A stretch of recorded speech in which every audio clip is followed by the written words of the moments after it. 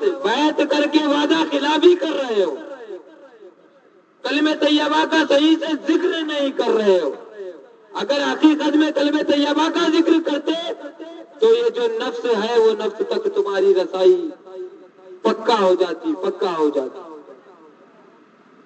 تم بیعت کر لیے، خدا تک رسائی کرنے کا طریقہ سیکھ لیے، پھر بھی خدا تک کی رسائی نہیں کرتے، اپنے نفس کو فنا نہیں کرتے.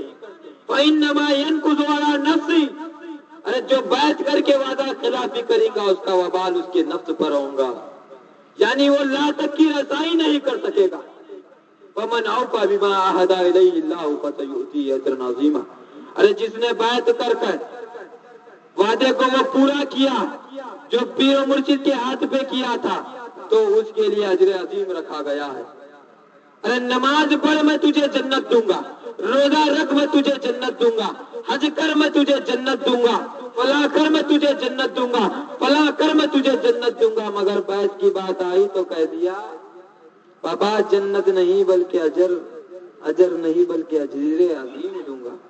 معلوم ہے کہ اگر پیر اگر دوزخ میں کود رہا ہے تو مرید بھی دوزخ میں جا کر کود جائے گا. تو بولے بابا تیری کڑی جو ملی ہوئی ہے، تیرے ہاتھ میں جس کا ہاتھ ہے، تو جس کے ہاتھ میں ہاتھ دیا ہے، تیرا پیر جس کے ہاتھ میں ہاتھ دیا ہے، تیرا دادا پیر جس کے ہاتھ میں ہاتھ دیا ہے، یہ سلسلہ جا کر ملے گا میرے غوث تک، پھر غوث سے جا کے ملے گا میرے علی تک، پھر علی سے میرے رسول تک. جہاں میرا رسول رہے گا وہیں تو رہے گا. اس لیے کہا گیا کہ میں تجھے اجر نہیں بلکہ اجر عظیم دوں گا.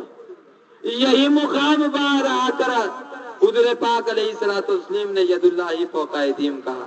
سرکار نے لاکھ کی رسائی کر کر الہ پر پہنچ گئے، اسی لیے کہا گیا من رآنی رأى الحق.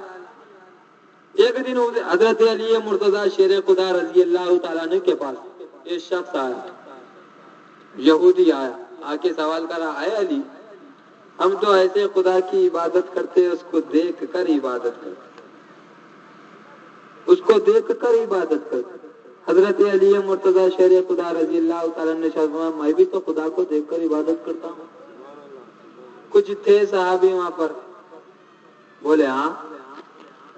علی کہتے ہیں خدا کو دیکھ کر عبادت کرتے.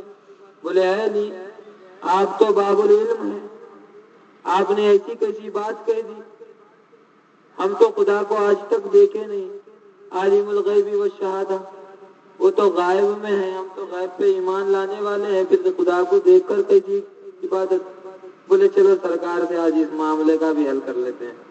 حضور پاک علیہ الصلوۃ والتسلیم کی بارگاہ میں جاتے ہیں، عرض کرتے ہیں یا رسول اللہ صلی اللہ علیہ وسلم یہ یہودی کہتا ہے کہ وہ خدا کی دیکھ کر عبادت کرتا ہے، ہمارا کیا معاملہ ہے سرکار؟ تو سرکار ارشاد فرماتے من رآنی رأى الحق. ارے جس نے مجھے دیکھ لیا اس نے خدا کو دیکھ لیا.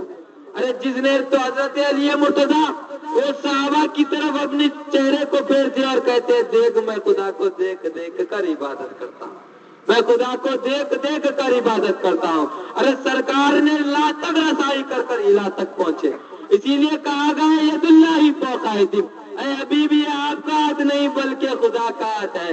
ارے جنگ عہد میں سرکار پتھرے پھینک رہے ہیں، اے حبیب آپ پتھرے نہیں بلکہ میں پتھرے پھینک رہا ہوں.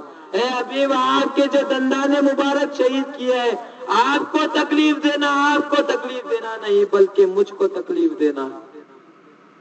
حضرت علی مرتضیٰ نے تو وحدت الوجود کا قصہ ہی ختم کر دیا. ارے اس معاملے میں کیوں جھگڑا کرتے ہو؟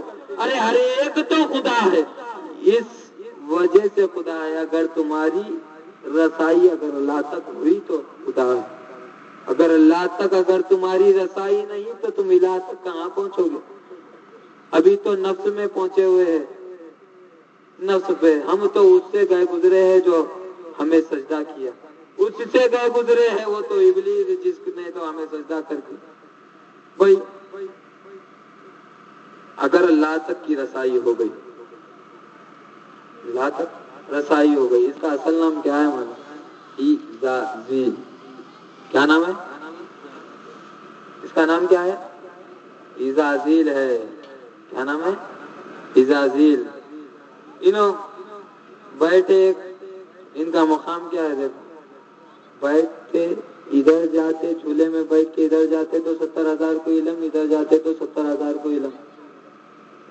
ویسا ہمارے کو سجدہ نہ کرنے کی وجہ سے لعنتی ہو گیا، ویسا ہمیں سجدہ نہ کرنے کی وجہ سے لعنتی ہو گیا. اللہ تعالیٰ نے قرآن میں ارشاد فرمایا دیا، انی اعلم ما لا تعلمون، ارے میں جو جانتا ہوں تم نہیں جانتے، ارے میں جو آدم میں دیکھتا ہوں تم نہیں دیکھتے. ارے آدم کو تو اپنی صورت پر تخلیق فرمایا، مجھ جیسا بنایا ہوں، ہم تو اس سے گئے گزرے ہیں جو لعنتی ہو گیا. ہم نماز کو نہیں کر رہے، صبح صبح فجر کی نماز کا دل میں ارادہ کرے. کہاں کرے؟ دل میں ارادہ کرے. کیا ہوا؟ اٹھ گئے، اٹھ کے اب بھی نماز پڑھوں گا بلکہ دل میں ارادہ کرے. پھر سستی توڑے سو گئے. صبح میں پوچھے امی، کیا بیٹا صبح فجر میں اٹھا تھا سستی توڑ کے سو گیا؟ نہیں جی امی، شیطان سلا ڈالا. کون سلا ڈالا؟ ابلیس سلا ڈالا. دیکھو کیسا ہے، تمہارے دل میں خیال آ رہا، وہ لعنتی کو معلوم ہو جا رہا علم غیب رکھنے والا ہے. ارے تم تو وہ لعنتی سے گئے گزرے ہو، اس لعنتی سے گئے گزرے ہو. ارے خالی دل میں خیال آتا ہے تو وہ جان جاتا ہے. اسی لیے میں کہتا ہوں کہ اپنے آپ کو فنا کرو، اپنے نفسوں کو فنا کرو اور اللہ تک کی رسائی کرو. اللہ کی رسائی کر کے اللہ تک پہنچو. اور کچھ کچے رہتے عارفہ، سمجھو آپ کچے رہتے ہوئے پالا پڑا چھونا کبھی نہ کبھی کسی سے. بولتے آخر اللہ میاں بنایا تو اپنے کو کئی کو ایسا بنایا، کیا ہوں گا ہمارے پاس بنایا سوئے نے.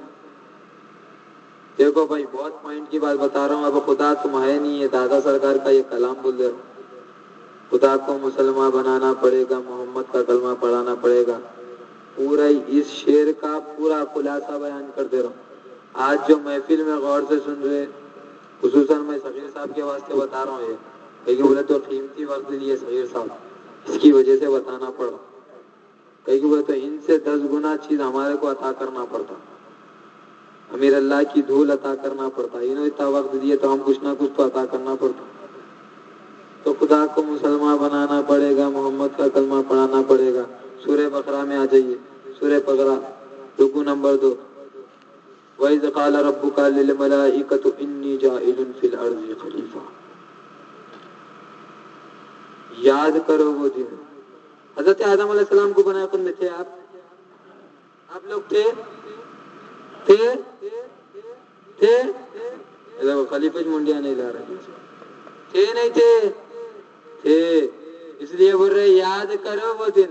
ابھی جذب اطہر بنایا جا رہا تھا، تم موجود تھے، دیکھ رہے تھے، مگر یاد نہیں ہے. کئی کو بولے تو دادا سرکار کھلا بول دیے تھے، کئی کے قالو بلا آیا تھا بشر بھول گئے. یاد سب کچھ رہا لیکن وہ ذکر بھول گئے. تو تھے موجود جب حضرت آدم علیہ السلام کا جذب اطہر بنایا گیا تو فرشتوں سے پوچھا گیا. پہلے یہ دیکھیے، حجت کرنے آتا بھائی، میرے کو بار بار بول رہا ہوں، ہر چیز میں پوائنٹ نکالتا. پہلے کیا بولے؟ وَإِذْ قَالَ رَبُّكَ لِلْمَلَائِكَةِ إِنِّي جَاعِلٌ فِي الْأَرْضِ خَلِيفَةً. عالم صاحب اسٹیج پہ تشریف فرمائے، صحیح بول رہا ہوں جھوٹ بول رہا ہوں معلوم ہو جاتا کہ میں فی الارض خلیفہ. حضرت آدم علیہ السلام کو بنانے سے پہلے ڈسکشن چل رہا کہ میں زمین پہ خلیفہ بنانے والا ہوں. کہاں بنانے والا ہوں؟ زمین پہ. فی الارض خلیفہ، میں زمین پہ خلیفہ بنانے والا ہوں. پھر حدیث پاک میں آیا کہ نہیں بابا، گندم کا دانہ کھانے کی وجہ سے زمین پہ پھینک دیا گیا. بات ٹکرائی